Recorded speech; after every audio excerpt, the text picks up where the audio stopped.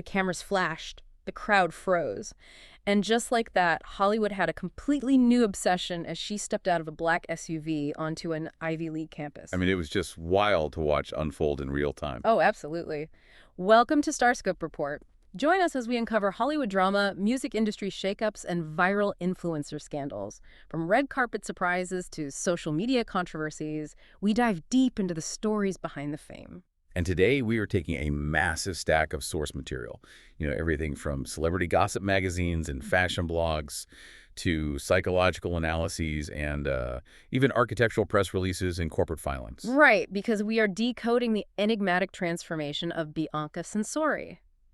Our headline story today is based on a viral talking point. Kanye West's wife went blonde, and here's what it really means. Because if you just look at the surface level chatter, it's easy to dismiss it all. The headlines screamed about her hair, her outfits, the scandals. But our mission for this deep dive is to show you how those sources reveal a much, much deeper story. Yeah, a story about identity, strategic reinvention, and honestly, some incredibly sharp business acumen. It's so easy for people to write off celebrity fashion as, well, frivolous, especially when it gets as eccentric as the things we've been seeing. Right, but we're going to show you how personal branding and public perception can be expertly manipulated to build a transnational empire. So if you're listening right now and feeling overwhelmed by information overload, stick with us. This is a masterclass in narrative control. And to really understand how she is doing it, we have to start where the public obsession really began to shift, which is the hair. The hair is basically the canvas for this whole psychological pivot. It really is. It serves as this immediate, highly visible foundation for everything that followed. So let's look at the chronological evolution, because the articles lay it out with this fascinating precision. When Bianca first entered the public eye, she had these very long, dark brunette tresses. Yeah, usually styled in these sleek updos or like really high ponytails. Exactly. And almost instantly, the internet just lit up with relentless comparisons to Kanye's ex-wife, Kim Kardashian. I mean, it was a wall-to-wall media narrative. And you have to think about the profound psychological weight of that kind of relentless comparison. We have some really interesting insights from psychotherapist Jade Thomas in the source material, who points out the danger of this exact dynamic. Right, because being constantly compared to a highly famous ex-wife, that's gotta take a toll. Oh, absolutely. Thomas suggests it can trigger deep feelings of worthlessness. It sets up this completely unrealistic expectation in a new relationship. It forces a person to question, well, am I actually valued for my distinct personality, or am I just functioning as like an aesthetic stand-in for someone's past? Wow, yeah, that makes total sense. And that context casts the rapid visual evolution that followed in a completely different light. It wasn't just a fun makeover, it was a fresh start. It was a vital fresh start. She waged a war on predictability. She really did, because early in her relationship with Ye, she debuts this drastic pixie cut. Then she shifts to a harsh platinum blonde, and that's where the Kanye's wife went blonde. Headlines exploded. Right. But she didn't stay there. During the rollout for the Vulture's One album, she went back to black, but kept it incredibly short. And Then comes the Paris trip. Yes, the Paris trip. She steps out in this striking, vibrant, curly pink bob, and I remember the photos dropping and the internet just losing its collective mind. What's fascinating here is the sheer defiance encoded into that Paris look. Psychologist Dr. Becky Spellman weighed in on this specific moment, and she noted that changing your hair to a vibrant, unnatural pink isn't just an aesthetic choice. It means something more. Exactly. In psychological terms, it correlates strongly with nonconformist personality traits. It is a bold statement of individuality. Dr. Spellman suggests this was a highly calculated move to carve out her own identity, entirely separate from the Kardashian shadow. And entirely separate from Ye's influence, too. Which is wild when you look at the visual clash from that Paris trip. Picture this. Bianca is wearing this vibrant, curly pink wig, a completely transparent bodysuit, and clear heels. And right next to her. Right next to her, Yez is entirely covered up. He's in this loose-fitting, stark white sweat ensemble. Various fashion blogs even noted he looked like he was wearing a hazmat suit. He had the face covering and everything. It was the ultimate visual contrast. Dr. Spellman actually points out that this clash was the point. The bright pink hair drastically interrupted Ye's signature, pristine, monochromatic aesthetic. Oh, that's interesting. Yeah, it was a visual rebellion against the expectations placed upon her, a refusal to conform to societal beauty standards, and a refusal to just blend into her husband's curated world. Okay, let's unpack this for a second, because I hear the psychologist arguing that this is all about Bianca escaping Yez's shadow to find her own autonomy. But I have to push back a little here. Okay, let's hear it. Is this really a solo act of defiance, or is it a brilliantly orchestrated shared strategy? Because when I analyze this timeline, I don't just see a woman trying to find herself. It's like an actor physically transforming for a bizarre, gritty indie role, just to ensure Hollywood never typecasts them in a romantic comedy again. Oh, that's a great analogy. Right. The hair is a billboard for personal autonomy. It's a mechanism to aggressively rewire how the public categorizes her. And consider the effect of that rewiring. Whether it is completely autonomous or a collaborative media strategy with Yi, the functional result is identical. It breaks the algorithm of visual categorization. The public can no longer quickly label her as Kim 2.0. Exactly. Changing her hair to stop the comparisons is one thing, but how she dresses takes that narrative control out of the tabloids and pushes it directly into the realm of performance art. Which brings us to the clothes. Or, well, the lack thereof. And if you're loving these Hollywood twists so far, make sure you're subscribed. We've got even crazier stories ahead. We really do, because the art of the shock silhouette is where this story gets truly unbelievable. The sheer volume of staggering risque outfits is just wild. We have the Yi-designed cutout bodysuit she wore to the Marnie Fall-Winter 2024 show. Right, which is a massive Italian luxury showcase, not exactly a low-key event. No, not at all.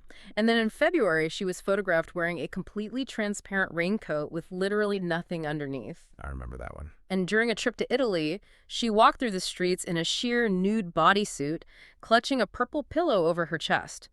And recently, a Chateau Marmont date and a nude one-piece that left absolutely nothing to the imagination. It is a sustained, intentional campaign of visual shock. She is consistently pushing the extreme boundaries of what is acceptable to wear in public. But then, just when the world thinks they have her figured out, she executes this shocking pivot. April 28th, Columbia University, she steps out looking completely unrecognizable. This was the moment everything shifted. She is wearing a structured black peplum blazer, a conservative gray knee-length skirt, a black turtleneck, and leather thigh-high boots. And her blonde hair is sleek and straight. The whiplash there is an accidental. Oh, well, the internet got total whiplash. People were leaving comments like, finally, we have all witnessed a true miracle, and so much better with clothes on, and boss babe meets femme fatale realness. And we need to analyze why this whiplash matters so deeply, because she isn't just putting on clothes. She is designing a spatial reaction. A spatial reaction. Yes. To understand this, you have to look at her background. Before she was making global headlines, Bianca Censori earned a bachelor's and a master's degree in architecture from the University of Melbourne. Wait, really? A master's in architecture? Yes. And she didn't just study it. She worked as a student architect and design consultant at DP Toscano Architects, which is a highly respected firm in Australia. Here's where it gets really interesting. In an interview with Architectural Digest, she was discussing directing Ye's music video for the song Father, featuring Travis Scott. She stated, quote, "It felt like a natural extension of my background in architecture and performance art. I'm still shaping space bodies and emotion. It's just articulated through film." It's a fascinating quote. Okay, but let me push back again. How does walking around Italy clutching a purple pillow translate to shaping space? Because to the average person, it just looks like a cry for attention, not architectural theory. How does a sheer bodysuit shape a room? It sounds absurd until you break down how architectural theory actually works. Think about how you physically feel when you walk into a massive echoing cathedral versus a tiny closet. Right, you act completely different. Exactly. The physical structure of the space dictates your emotional reaction to it. Architecture is just the manipulation of attention and movement. Bianca is applying that exact same principle, but using her body and her clothing as the building materials. Oh. Yeah, when she wears completely clear raincoat on a crowded sidewalk, she creates a cathedral of attention. She forces every observer to become hyper-aware of their own gaze. But when she walks onto the Columbia campus in a conservative blazer as a guest critic, she creates a library of attention-demanding intellectual respect. She is treating the paparazzi and the public as her medium. That is brilliant. But we also need to look at the reality of the environment she is operating in, because this period hasn't been without immense turbulence. Right. The sources do dive into the legal and personal issues going on in the background. They do. Court documents and investigative pieces note that Yi and his former chief of staff, Milo Yiannopoulos, are facing lawsuits regarding the treatment of employees at YZY Porn and YZY VSN. Which are Yi's media ventures. Correct. And furthermore, various profiles report Bianca has spoken candidly about the intense toll of Yi's bipolar disorder on their marriage, even considering leaving before recommitting. And just to pause here for a second, we want to make it absolutely clear to you listening that we are not taking sides or endorsing the viewpoints or claims made in these legal filings or personal accounts. We are impartially reporting the allegations contained in the original source material. Exactly. But from an analytical perspective, that immense turbulence actually functions as an incredibly effective smokescreen. The media is so focused on the lawsuits and the shocking outfits that they completely missed the structural foundation she was quietly pouring in the background. If she is using her body and her clothes to shape space and emotion, she is doing it to capture the world's attention. And she is capturing that attention to launch something massive. And that's not even the wildest part. The corporate filings we are about to discuss are going to change how you see this entire story. Definitely. And hey, stay tuned and hit that subscribe button so you don't miss what's coming next, because we are getting into the actual empire now. From muse to mogul. Exactly. We pulled the business filings. And in May 2025, she registered a company called Bianca Censori, Inc. in California, naming herself the CEO and secretary. But she didn't stop there. Nope. She concurrently registered a second entity simply named Bianca Censori in Melbourne, Australia. If we connect this to the bigger picture, the corporate structure is sheer strategic brilliance. Kanye West is listed as a director of the California company, and his attorney, Manoj Shah, is managing the legal affairs. So she has the heavy hitters backing her. She does. But the most telling detail, the absolute massive clue here, is the appointment of her CFO, Hussein Lalani. Hussein Lalani. Yes. He is very well known for his work with the Zenza beauty brand. A CFO handles supply chains and profit margins.